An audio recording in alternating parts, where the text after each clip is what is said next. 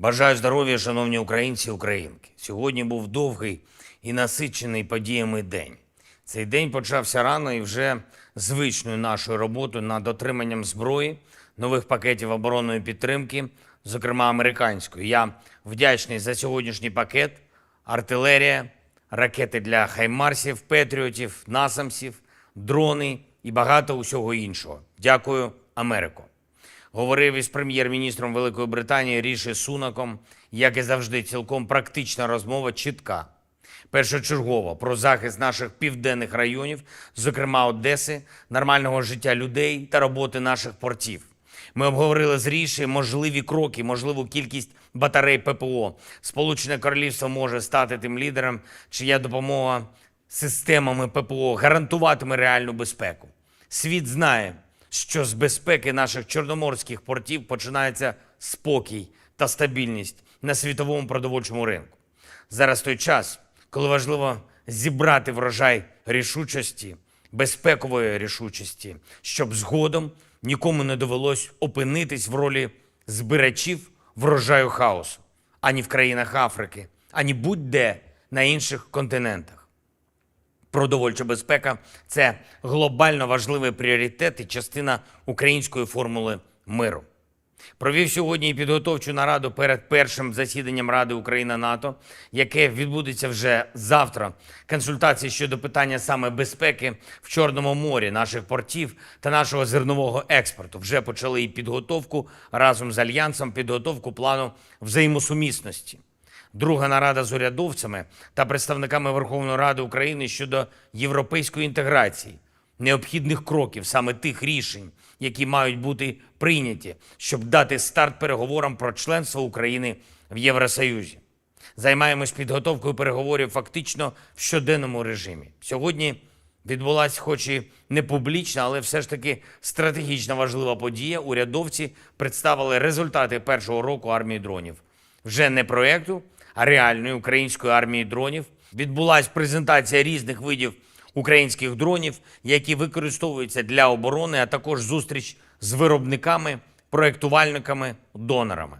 Журналісти та представники громадянського суспільства мали змогу побачити, який потенціал досягнутий за перший рік армії дронів та як армія буде збільшуватись. Абсолютно потрібні обороні всі дрони, від доволі простих мавіків до морських дронів та ударних дронів, які здатні діяти на великій відстані. До речі, часто на ставці ми обговорюємо цю тематику і часто на підвищених тонах, але результати є, і це можна побачити в новинах.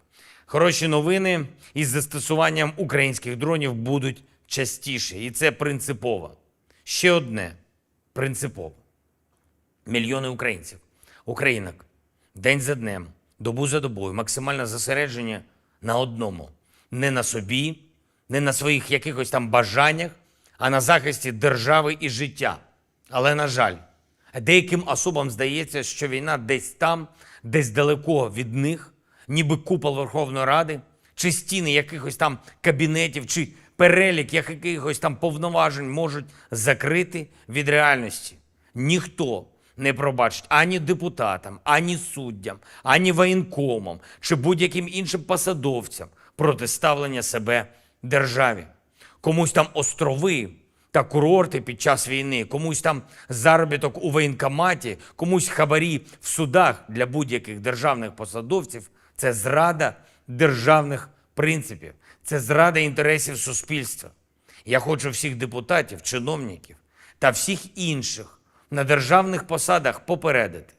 Коли днями шукаєш зброю для держави, коли вся увага тому, щоб була артилерія, були ракети, дрони, коли бачиш постійно, відчуваєш постійно, яку моральну силу здобули для України наші воїни, наші люди, які роблять все можливе і неможливе для перемоги і збереження свободи, тоді будь-яке внутрішнє зрадництво, будь-який пляж чи будь-яке особисте збагачення замість інтересів України викликають щонайменше лють. Лють. Запам'ятайте це. Уявіть, скільки мільйонів сердець в Україні відчули таку ж лють. Я хочу, щоб мене зараз почули всі депутати, всі посадовці, Ви повинні працювати в Україні та заради інтересів українського народу. Я вдячний тим депутатам, які дійсно займаються інтересами держави, а ті, хто думає, як би побільше часу провести за кордоном та шукають собі вигідні відрядження, щоб можна було їх поєднати з бізнесом, з друзями чи пляжами, у вас таких не буде. Не буде і тих, хто через якісь там свої вигоди не хоче приймати рішення, які необхідні для нашої оборони чи для європейської інтеграції. Кожен закон, який потрібен, щоб посилити позиції наших воїнів, повинен бути ухвалений. Кожен закон, який потрібен, щоб Україна почала переговори з ЄС щодо вступу, повинен бути ухвалений. І я більше не хочу чути жодних відмовок, і ніхто не хоче. Україна вам більше часу не дає. Якщо ви працюєте заради України, ви потрібні Україні. Якщо ні, то ні. Ще одне. Сьогодні представили мені деякі попередні результати перевірок інших воєнкомів, окрім колишнього одеського, і невтішні результати. І, звичайно, правоохоронці реалізують їх в законний спосіб, і суспільство все це побачить. Але я хочу сказати усім таким воєнкомам і будь-яким іншим чиновникам, які чомусь думають, що суспільство нібито просто почекає, нібито можна нахабнішити десь у тилу.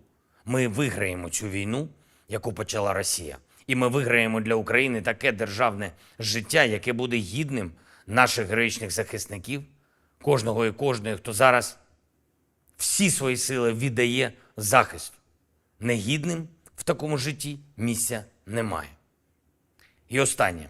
Я підписав сьогодні 2 укази про нагородження наших воїнів, 649 захисників і захисниць України відзначені державними нагородами. Із них 218, на жаль, посмертно.